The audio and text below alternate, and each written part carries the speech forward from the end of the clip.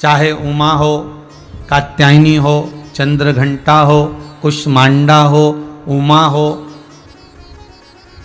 ब्रह्मचारिणी हो, मेरे भगवान ने जितने विवाह करे, इन सारे विवाहों की लेखनी को आप उठाइए और इन लेखनी को उठाकर यदि आप देखेंगे तो आपको ज्ञात होगा कि शंकर भगवान ना तो पार्वती को कथा सुनाने लेकर गए, ना वो ललिता को कथा सुनाने लेकर गए, ना वो चंद्रघंटा को कथा सुनाने लेकर गए, ना वो कात्यायनी को लेकर गए, ना वो कुष्मांडा को लेकर गए, ना वो ब्रह्मचारिणी को लेकर गए, ना वो उमा को लेकर गए। मेरे शंकर भगवान ने जो 51 शादियां करी हैं पार्वती से पहले,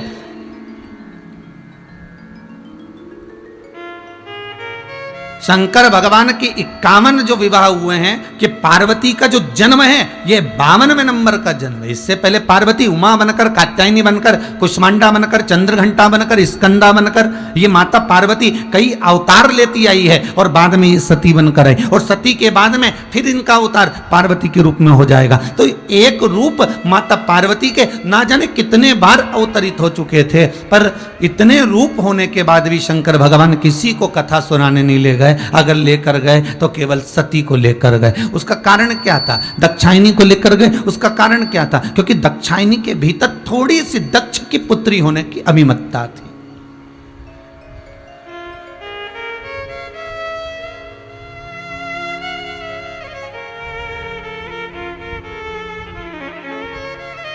आज कथा का चतुर्थ दिवस है।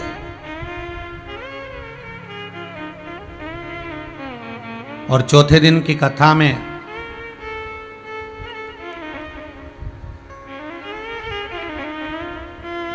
भगवान को पाने का प्रयास होना चाहिए।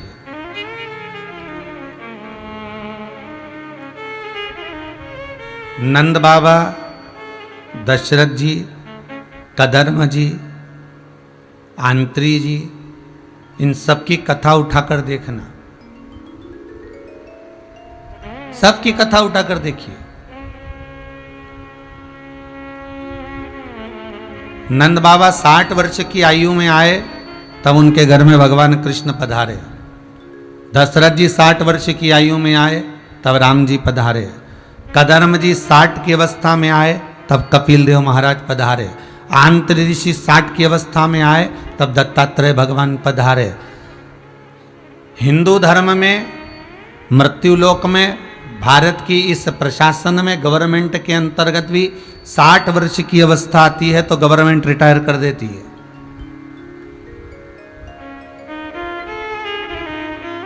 साठ वर्ष की अवस्था में गवर्नमेंट भी रिटायर कर देती है कि अब 60 साल तक तुमने खूब कंपनी के लिए, फैक्ट्री के लिए, प्रशासन के लिए करा, अब आप घर जाओ और अपने लिए करो, अपने इस जीव के कल्याण के लिए करिए। 60 वर्ष तक आपने सरकार के लिए करा, परिवार के लिए करा, अपने लिए करा, पत्नी के लिए, बच्चों के लिए, कुटुंब के लिए तुमने जो कमाया 60 वर्ष तक वो परिवार के लिए करा। अब तुम घर जाओ और भगवत भजन कर कर, माला पकड़ कर, स्मरण कर कर, गौमुखी धारण कर कर, भगवत स्मरण धारण कर कर, रुद्राक्ष धारण कर कर भगवान शंकर की भक्ति, राम और कृष्ण की भक्ति में लग जाओ। क्यों? 60 वर्ष की आयु में दशरथ जी राम जी को पा गए थे। 60 की आयु में नंद बाबा कृष्ण को पा गए थे। 60 की आयु में कदर्म बाबा कपिल देव महाराज को पा गए थे। 60 वर्ष की आयु में आंत्री ऋषि दत्तात्रेय भगवान को पा गए थे। तो शास्त्र कहता है कि जब 60 की अवस्था आए तो हम भी ये सारी लौकिक जो वस्तुओं में हमारी आसक्ति जो जुड़ी हुई है,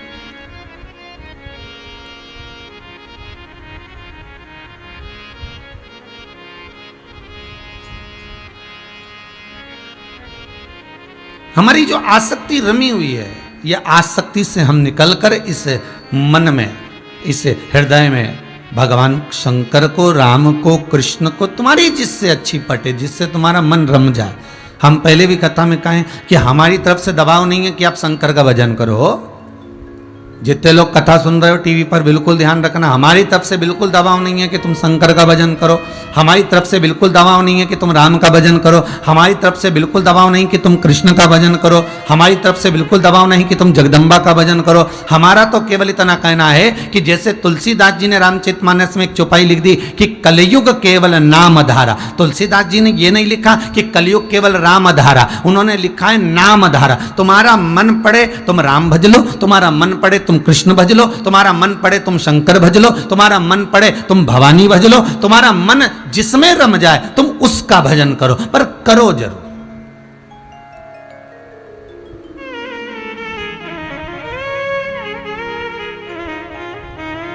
जिसमें तुम्हारी चित्तवृत्ति रमे उस देवता का तुम स्मरण करो, उस देवता का तुम भजन करो। हमारे यहां शादी ब्याहों में बफेट लगती है ना, कई लोग प्रश्न भी करते हैं, महाराज जी अन्य धर्मों में तो एक देवता होता है, हिंदू धर्म में 33 कोटि देवता हैं, इतने सारे देवता क्यों बनाए? शिव महापुराण की कथा कहती है, कभी शादी में गए होगे तो बफेट लगती है, पूड़ी सब्जी भजिया पकौड़ा सारे स्टॉल लगते हैं, चम्मक लड्डू पानी पतासा, साथ में आइसक्रीम गुलाब जामुन भजिया जलेबी इमरती, ये सबके स्टॉल लगते हैं। और आप सारे स्टॉलों पर जाते हो, चाउमीन के भी जाओगे, बर्गर का भी जाओगे, पिज्ज़ा का भी जाओगे, सारे स्टॉलों पर आप जाते हो, सब कुछ आप खाते हो, पर आपकी एक आदत है कि जो चीज़ आपको ज़्यादा स्वाददार लगती है, आइसक्रीम पान पानी पतासा, या जो चीज आपको ज्यादा स्वाददार लगती है आप उसको 2 बार खाते हो, कभी कभी और ज्यादा स्वाददार लगती है तो उसको 3 बार खाते हो।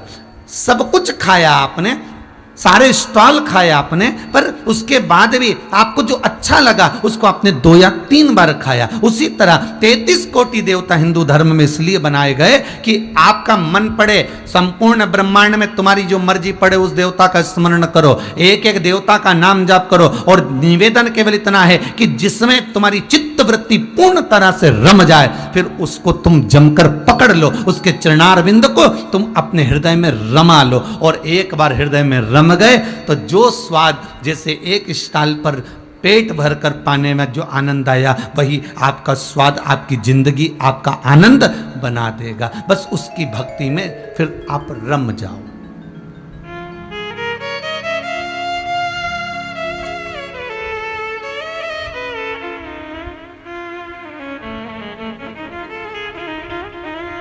फिर आपको भटकना नहीं है। मेरे भूत बाबा भूतेश्वर, मेरे शंकर दक्षायनी को साथ में लेकर अगर कहीं ले जा रहे हैं तो कथा सुनने ले जा रहे हैं, किसी को लेकर नहीं गए, पर सती को लेकर गए। जिस व्यक्ति के भीतर थोड़ा बहुत ज्यादा अभिमान आ जाए, अहंकार आ जाए, तो उसके लिए निवेदन करा गया, उसको एक आध बार कथा में ले जाकर जरूर बिठाओ। कल कथा में कहा था, भोजन में झूठे किए हाथों को पानी से धोया जा सकता है, कपड़ों को साबुन से धोया जा सकता है, पर कमाई में झूठे किए हाथों को केवल सत्संग से धोया जा सकता है। उसी तरह अहंकार कहीं दूसरी जगह नहीं धुलेगा। हमारी अभिमत्ता, हमारा अहंकार, हमारा अहम, ये मैं और मेरे की जो अभिमत्ता है, अहंकार है, ये और कहीं जाकर नहीं धुल सकता। इस अहंकार को, इस अभिमत्ता को, इस अहम को, इस अभिमान को हम अगर धो सकते हैं तो केवल सत्संग में जाकर धो सकते हैं, केवल सत्संग में, केवल कीर्तन में, केवल स्मरण।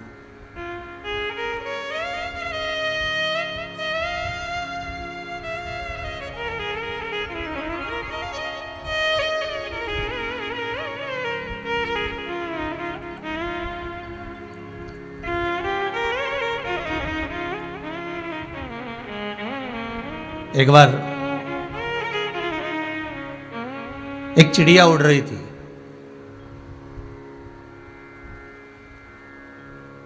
गरुड़ ने उसको देख लिया और गरुड़ ने देखकर उसको खाने का प्रयास करा। चिड़िया की आंख में आंसू भर गए, रो रही।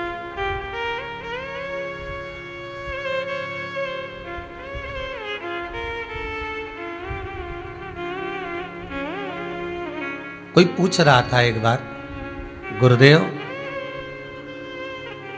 ये जीवों की जब हिंसा होती है,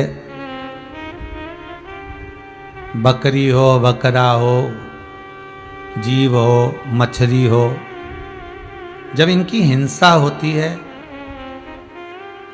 तो जैसे मनुष्य तड़पता है, चीखता है, चिल्लाता है, रोता है, क्या ये जानवर, क्या ये जीव भी चीखते हैं, चिल्लाते हैं और रोते हैं?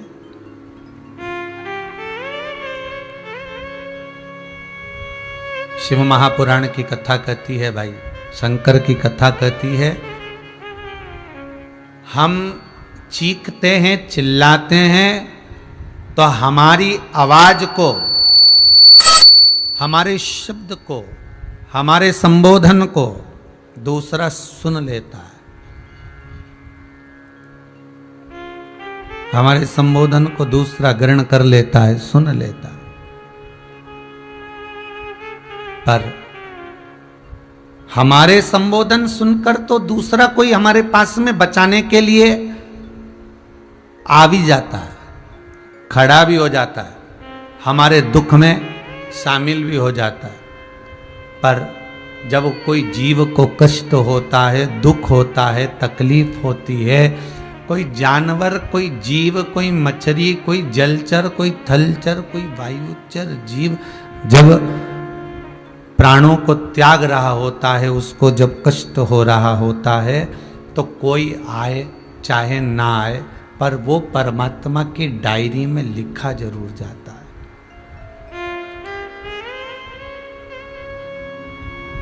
लिखा जरूर जाता है।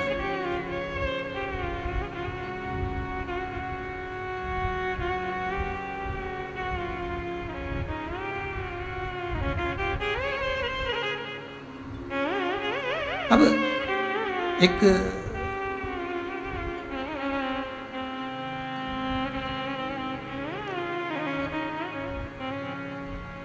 जब उत्तराखंड में त्रासदी मची थी केदारेश्वर की, तब किसी ने एक प्रश्न किया था कि गुरुदेव, ये त्रासदी जो मची इसका कारण क्या है? तो उसका सीधा सीधा कारण अगर समझा जाए तो ना बद्रीनाथ में, ना गंगोत्री में, कहीं नहीं, बस मची तो वही केदारनाथ में, वही केदारेश्वर में। उसका कारण क्या था?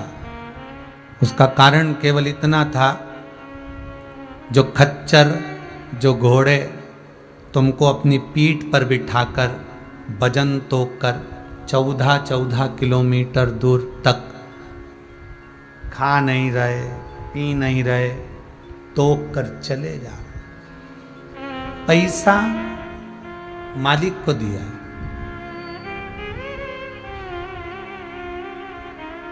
पैसा मालिक को दिया, धन मालिक को दिया, और वो घोड़ा भूखा और प्यासा चले जा रहा, चले जा रहा, चले जा रहा।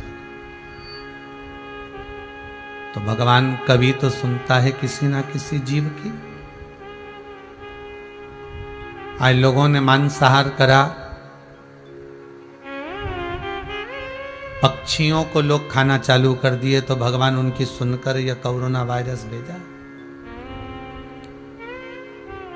सुनता तो है वो, बस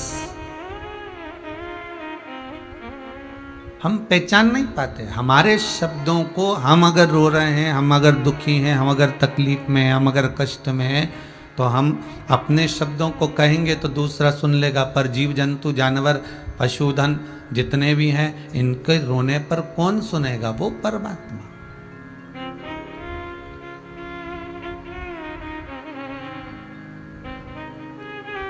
चिड़िया उड़ रही है, रो रही है, और चिड़िया रोई। गरुड़ ने पूछा, तू मेरा भोजन है, मैं तुझे खाना चाहता हूं। चिड़िया कहती है, मेरे छोटे छोटे बच्चे हैं, कोटर में मेरे बच्चे भूखे रह जाएंगे, मैं उनको भोजन कैसे कराऊं? मैं उनको कैसे भोजन दूं?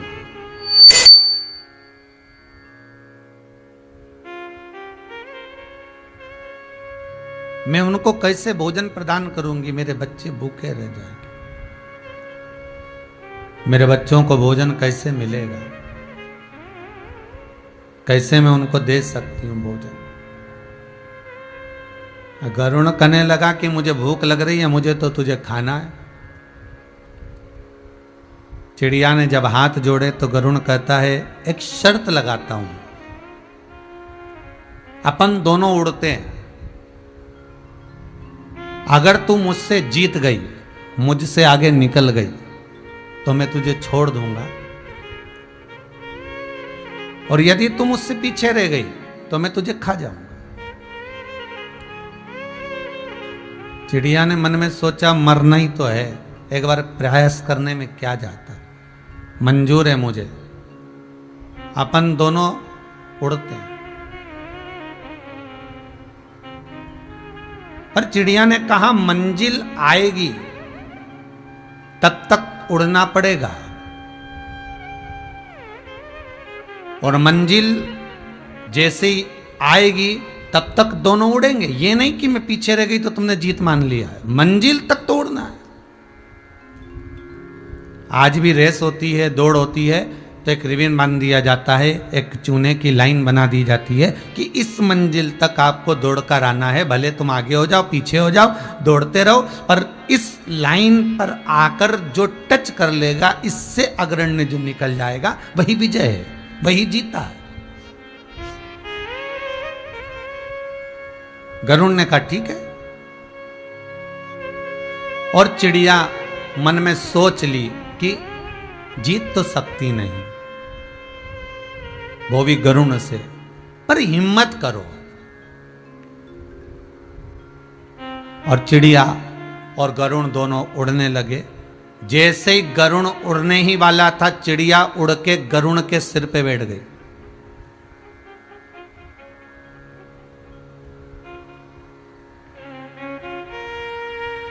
जम के पंजे से गरुड़ का सिर पकड़ लिया और गरुड़ भागता गया, उड़ता गया, उड़ता उड़ता उड़ता उड़ता गरुड़ जब पहुंच गया जिस चूने की लाइन तक जाना था, मंजिल तक जाना था, जिस रस्सी तक जाना था, जिस रिबिन तक जाना था, बस सामने रिबिन आ रहा था और चिड़िया तेज उड़कर भागी और रिबिन से आगे उस मंजिल की तक चिड़िया पहुंच गई। और गरुड़ ने कहा चिड़िया गजब करा तूने, तू जीत गई, अब मैं तुझे खाऊंगा नहीं, पर गजब किया तूने।